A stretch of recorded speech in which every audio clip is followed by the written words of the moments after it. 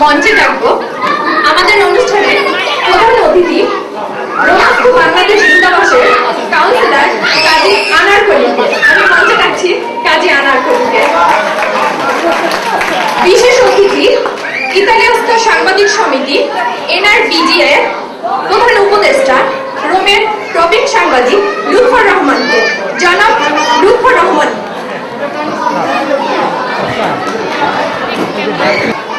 মঞ্চে ডাকছি মোহাম্মদ জসিম উদ্দিনকে। সম্মানিত অতিথি তাদের সবাইকে একটি সজোর করতালির মাধ্যমে অভিনন্দন জানাচ্ছি। পিস মেরিনা 5 স্টার হোটেলের পক্ষ থেকে আপনাদেরকে আন্তরিক শুভেচ্ছা জানাচ্ছি। বাংলা টিভির 14তম বর্ষপূর্তি উপলক্ষে শুভেচ্ছা জানাচ্ছি সবাইকে। আসসালামু আলাইকুম ওয়া রাহমাতুল্লাহ। বাংলা টিভি ইতিমধ্যে এই সংবাদ এবং সাংস্কৃতিক অঙ্গনে ইউরোপে আমাদের প্রজন্মকে নতুন নতুন শিক্ষামূলক এবং সাংস্কৃতিক অনুষ্ঠানের মাধ্যমে প্রজন্মকে বাঙালি কালচারে বাঙালি কৃষ্টিকে ধরে রাখার জন্য চেষ্টা করছে এবং ইতিমধ্যে দর্শকদের মনোরঞ্জনে সক্ষম হয়েছে। বাংলা টিভির কলাকৌশলী এবং এখানকার প্রতিনিধি শাওন আহমেদকে ধন্যবাদ জানাচ্ছি এবং বাংলা টিভির উত্তরোত্তর সফলতা কামনা করছি। সুধীমণ্ডলী 14 বছর আজকে বাংলা টিভির পতাকাবন্ধ করলো। বাংলা টিভি আপনারা দেখেছেন এবার ঈদ আনন্দ নামে একটি ম্যাগাজিন অনুষ্ঠান করেছে। অল্প সময়ের মধ্যে একটি সুন্দর ম্যাগাজিন অনুষ্ঠান উপহার পেয়েছিলেন শাওন আহমেদ। আমাদের খুব ভালো লেগেছে এই অনুষ্ঠানটি। যা হোক আগামীতে বাংলা টিভি একটি ভালো সুন্দর এবং আরো গঠনমূলক অনুষ্ঠান প্রচার করবে এই আশা প্রত্যয় করে শেষ করছি। ধন্যবাদ সবাইকে। সর্বোপরি শাওন আহমেদকে বিশেষ ধন্যবাদ। এমনিভাবে কয়েকদিন আগেই রোজার করেছে এক অনুষ্ঠান করছে, আমার আজকে আর একটা সুন্দর অনুষ্ঠান করার জন্য এবং আগামীতেও যাতে আরো সুন্দর সুন্দর এমনিভাবে সাংবাদিক সাংস্কৃতিক বা বিভিন্ন তথ্য দেওয়া অনুষ্ঠান করে আমাদেরকে একত্রিত করতে পারে। আপনাদের সকলকে ধন্যবাদ। বাংলা টিভির 14তম বর্ষপূর্তি উপলক্ষে সবাই সমবেত হয়েছি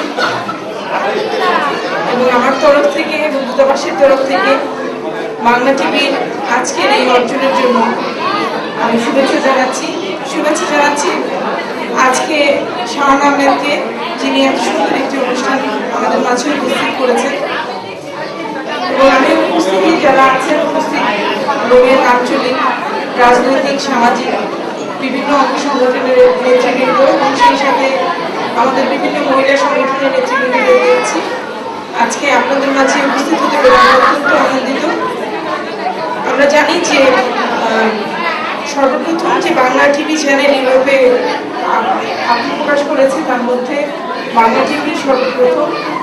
তো সেই জন্য 14 বছর কিন্তু আমি মনে করি অনেক বড় সময় এবং এই বস্তুনিষ্ঠ এবং বিভিন্ন সময় বিভিন্ন ধরনের তথ্য প্রচার করার কারণে বাংলা টিভির জনপ্রিয়তা আজকে সবার মাঝে আছে এবং আমি আশা করব ভবিষ্যতে বাংলা টিভি তাদের জনপ্রিয়তা বজায় রেখে এগিয়ে যাবে। সেই সাথে আমি এই 14 বছর বাংলা টিভির সাথে যারা সম্পৃক্ত ছিলেন, শাওন আহমেদ সহ যারা ছিলেন বাংলা টিভির সাথে সম্পৃক্ত, তাদের সকলকে শুভেচ্ছা জানিয়ে আজকের অনুষ্ঠানে সবাইকে উপস্থিত থাকার জন্য ধন্যবাদ জানিয়ে আমার বক্তব্য শেষ করছি।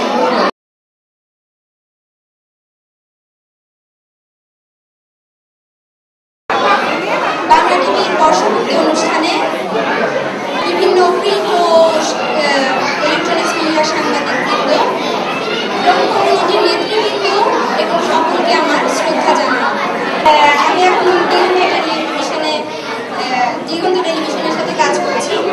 বাংলা টিভির 14তম প্রতিষ্ঠাবার্ষিকী উপলক্ষে চ্যানেল আইকে এবং বাংলা টিভির প্রতিনিধি শাওন আহমেদকে চ্যানেল আইয়ের পক্ষ থেকে অভিনন্দন শুভেচ্ছা জানাচ্ছি। আসলে বাংলা টিভি আমাদের ইউরোপে সর্বপ্রথম বাংলা ভাষার একটি টিভি, এই জন্য আমাদের যে বাংলা টিভি অল টাইম এগিয়ে থাকবে। আর এখানে প্রোগ্রামের ব্যাপারে যে বাংলা টিভি এগিয়ে নেই সেটা বলা যাবে না, কখনো এটা কেউ মানবেও না, কারণ বাংলা টিভি অলরেডি অনেক আপনাদের জন্য অনেক উপহার দিয়েছে। আমি চাই ব্যক্তিগতভাবে শাওন যেন আরও বাংলা টিভিকে এগিয়ে নিয়ে যায়। কেননা যে কোনো টিভি হোক, আমরা যারা এখানে প্রতিনিধিত্ব করি, প্রত্যেক প্রতিনিধিরই যদি আমাদের নিজস্ব কোনো অ্যাক্টিভিটিস না থাকে, সে টিভি আসলে কোনো প্রাণ পায় না এই আমাদের প্রবাসীদের কাছে। তো যাই হোক, সামনে আরও ভালো ভালো কাজ দেখাবে চ্যানেল লাইনের পক্ষ থেকে এবং আমার ব্যক্তিগত পক্ষ থেকে শাওন এবং বাংলা টিভিকে অনেক অনেক ধন্যবাদ। বাংলা টিভি ইউরোপের প্রথম স্যাটেলাইট চ্যানেল এবং ভারতের একমাত্র স্যাটেলাইট চ্যানেল যারা নিজস্ব আঙ্গিক অনুষ্ঠান প্রচার করে। আমরা অন্য সব চ্যানেলগুলো সাধারণত বাংলা সাহিত্য চ্যানেলের উপর নির্ভরশীল, তাদের নির্ভরশীলতা অনেক কম। শাওন আমাদের সবসময় শাওন বিদ্যালয় নিয়ে যতগুলো অনুষ্ঠান তৈরি করেছেন, আমরা কিন্তু সেই পরিমাণ অনুষ্ঠান এখনো তৈরি করতে পারিনি। প্রতিটি অনুষ্ঠানে সবসময় ইতালি থেকে নিয়মিত অনুষ্ঠান সবসময় বাংলা টিভিতে বেশি থাকে। তো আমি আসলে আজকের এই প্রতিষ্ঠা বার্ষিকীতে যে অনুষ্ঠান বাংলা টিভি এই পিসিআই হলে করে দেখালো, অবশ্যই আমাদের সাংবাদিকদের জন্য একটি গৌরবের বিষয়। পাশাপাশি আজকে বাংলা টিভি নয়, আমাদের সাংবাদিকদের অনুষ্ঠানে আপনারা যারা এসে এখানে এই গরমের ভিতর অনুষ্ঠান উপভোগ করছেন, তাদের প্রতি আমি প্রিন্ট মিডিয়া তথা দৈনিক এবং বাংলা টিভির পক্ষ থেকে আপনাদেরকে প্রতি কৃতজ্ঞতা প্রকাশ করছি।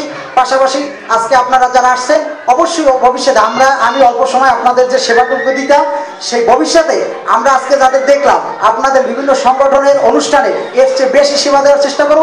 বাংলা টিভি আপনাদের পাশে আছে, রোমের প্রিন্ট মিডিয়া আপনাদের পাশে আছে, এই হোক আমাদের আজকের দিনের প্রত্যাশা।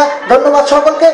আর এই দর্পণ দেখা যায় একমাত্র আপনাদেরকে, আপনাদের সেবা নিয়ে। যাই হোক, বাংলা টিভি 14তম বছর পদার্পণ উপলক্ষে আমি আমার এই যুগান্তর এবং দৈনিক চাঁদপুর কণ্ঠ সহ স্বদেশ বিদেশের পক্ষ থেকে অনেক অনেক তৃতীয় শুভেচ্ছা। ধন্যবাদ সবাইকে। যে চ্যানেলগুলো পদার্পণ করে আমাদের রোমের যে প্রিন্ট মিডিয়া, ইলেকট্রনিক্স মিডিয়াগুলো আছে, তার মধ্যে অন্যতম হচ্ছে বাংলা টিভি। বাংলা টিভি যখন যুগানা মামু, তখন সে অনেক ছোট ছিল, তখন সেটা তার সম্প্রচার করতো।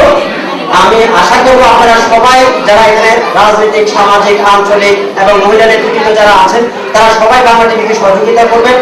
ইতালি বিএনপি সভাপতি জনাব রফিকুল্লাহ এবং তার পাশে বসে আছেন হাজি মোহাম্মদ ইদ্রিস মোরাজি এবং তার আরেকটু পাশে আছেন জনাব জিএম কিবরিয়া। এই যে সর্ব ইউরোপ এবং ইতালির সাথে বিএনপির সুপারিশ শাওন আহমেদ করে দিয়েছেন এখানে, এই জন্য অনেক ধন্যবাদ। আর আমি সর্বশেষ যে কথাটি বলবো, বাংলা টিভি এগিয়ে যাচ্ছে এবং শাওন আহমেদ আসার পরে বাংলা টিভি যে পর্যায়ে নিয়ে গেছেন উনি, এটা মনে হয় বাকি সময় কেউ পারবে বলে আমার ধারণা নাই। আমি এই প্রসঙ্গে মনিরুজ্জামান মনির হয়তো চলে গেছেন, এনটিভিকে কিন্তু তিনি একটা পর্যায়ে নিয়ে গেছেন, এখন উনি চ্যানেল লাইনে আছেন। কাজে আপনাদের সহযোগিতা করলে আমরা আরো অনেক দূরে এগিয়ে যেতে পারবো। আমি শাওন আহমেদকে আবারও ধন্যবাদ জানাচ্ছি ইত্যাদির রাজনৈতিক, সামাজিক, মহিলা সংগঠন এবং সাংস্কৃতিক সংগঠনের সকল নেতৃবৃন্দকে ধন্যবাদ শাওন আহমেদ এবং বাংলা টিভিকে আমার অন্তঃস্থল থেকে এবং এটিএম বাংলার পক্ষ থেকে আরেকবার শুভেচ্ছা।